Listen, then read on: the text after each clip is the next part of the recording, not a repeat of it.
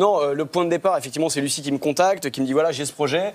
Je me dis qu'est-ce que c'est que cette tarée? Elle n'arrive pas à boire un coca toute seule, un cola toute seule, pardon. Comment on va traverser les États-Unis? Et je me suis dit, le personnage est génial. C'est une punk, elle avait les cheveux rouges, des tatouages partout. Je me suis dit, mais qu'est-ce que c'est que ce délire? Il y a un truc à raconter. On va essayer de le. Vous n'êtes pas dit, tiens, les handicapés, on les a pas encore fait en télé-réalité. Mais non, je me suis dit, ça fait peut-être quelques années qu'on l'a fait. Et donc, c'est ça surtout, ouais. Mais c'est les mentoses. Alors ce qu'ils ont fait, c'est qu'ils ont créé une radio sensorielle, c'est-à-dire un petit vaporisateur qui envoie de l'odeur de café uniquement quand il y a le gimmick, la petite mélodie, le jingle de Dunkin' Donut. Donc ta ta ta ta. Et dans le bus, donc dans les bus, il y avait un vaporisateur. Dès que la musique était envoyée, boum, ça envoyait une odeur de café. Et donc, ça faisait que les gens associaient Dunkin'. Ça a extrêmement bien marché, d'autant plus que les magasins Dunkin' Donut étaient placés à la sortie des arrêts de bus.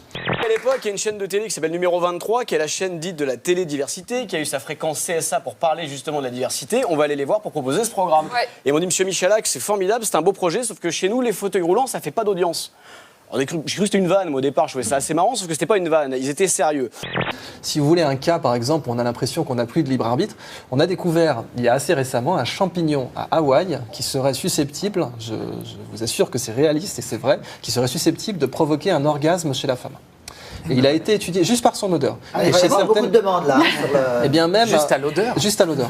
Une odeur, un orgasme instantané. Je crois que c'est ce que tu veux depuis 15 jours. Et je crois que tu vas l'avoir ce soir. Hi. Hello. How are you? Welcome. Good. I'm good right now. Got some cupcakes here for you. Oh, thank you. You want to dig in with us? I prefer you. You could have your man and eat your cake too. Et je ferai remarquer aux téléspectateurs que pour la première fois dans l'histoire de cet avou, il n'y a que des femmes à table. C'est vrai. On y est allé. Allons, on y parle. On sent que le niveau est... Non, mais il est Il temps qu'on voit plus de femmes. Est-ce qu'on pourrait faire une ambiance poulailler parce que c'est ce que nous avons.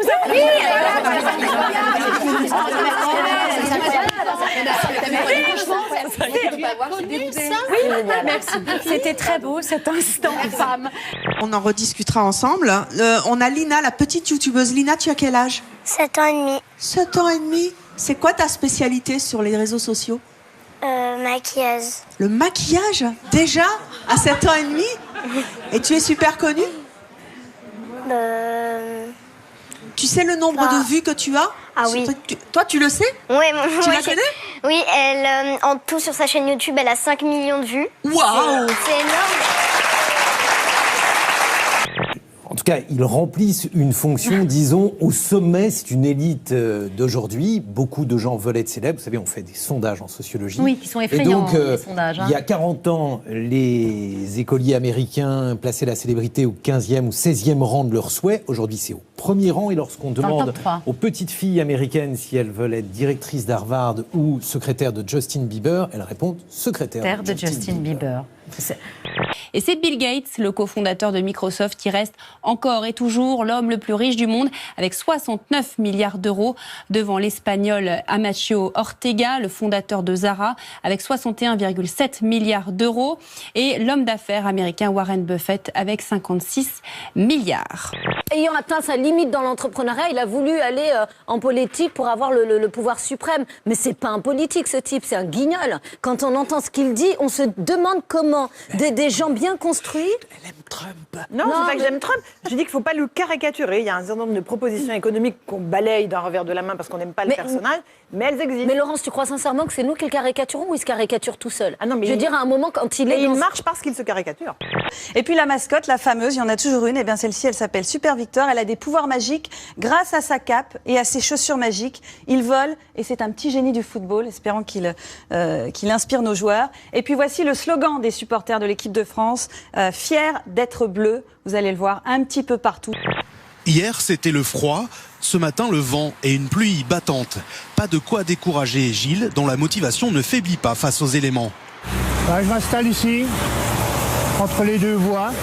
C'est en début de semaine que ce quinquagénaire s'est décidé à venir tous les matins sur ce terre-plein au bord du périphérique de Nancy. Pour seul message, ces quelques mots et son numéro de téléphone, sa nouvelle façon de chercher du travail. Auprès de ces célébrités de maître, Chance trouve tout ce qui lui a manqué dans son passé. Un foyer, de la douceur et surtout de l'amour. Alors, je vous cherchais partout. Ben oui, mais on profite de la Tour Eiffel. Vous profitez du soleil aussi. N'est-ce pas? Il fait tellement beau. Une célèbre marque de soda a travaillé sur le bruit du pchit lorsqu'on décapsule la bouteille pour séduire les consommateurs. Oui, bien sûr. C'est la puissance de Coca. De la même façon que McDonald's aurait travaillé avec des programmateurs en neurolinguistique pour travailler justement sur la dimension sensorielle du Big Mac, notamment le bruit que fait le Big Mac. Si vous manipulez le Big Mac près de l'oreille, vous verrez que ça fait un bruit qui est particulier, avec aussi toute la tactilité du bun qui a été très travaillé chez McDonald's. Donc le Big Mac, c'est vraiment un objet polysensoriel. Voici venu le temps des rires et des chants. Dans l'île aux enfants, c'est tous les jours le printemps. C'est la femme la plus détestée de Russie. Une nounou qui a décapité la fillette qu'elle gardait lundi dernier semble presque décontractée ce matin au cours de sa comparution devant la justice. Cette Ouzbek de 38 ans, visiblement perturbée, dit avoir agi sur ordre d'Allah et annonce la fin du monde pour la semaine prochaine.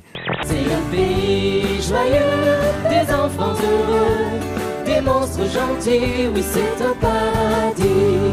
Des centaines de photos à couper le souffle, des levées et des couchers de soleil, et la terre de jour comme de nuit.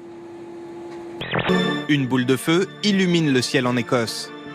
Le phénomène a été filmé lundi soir par plusieurs automobilistes à l'aide de leurs caméras embarquées. La lumière était blanche, rouge ou bleue, selon les témoignages d'Écossais inquiets recueillis par les autorités. Pour les spécialistes, peu de doute, il s'agit d'une météorite.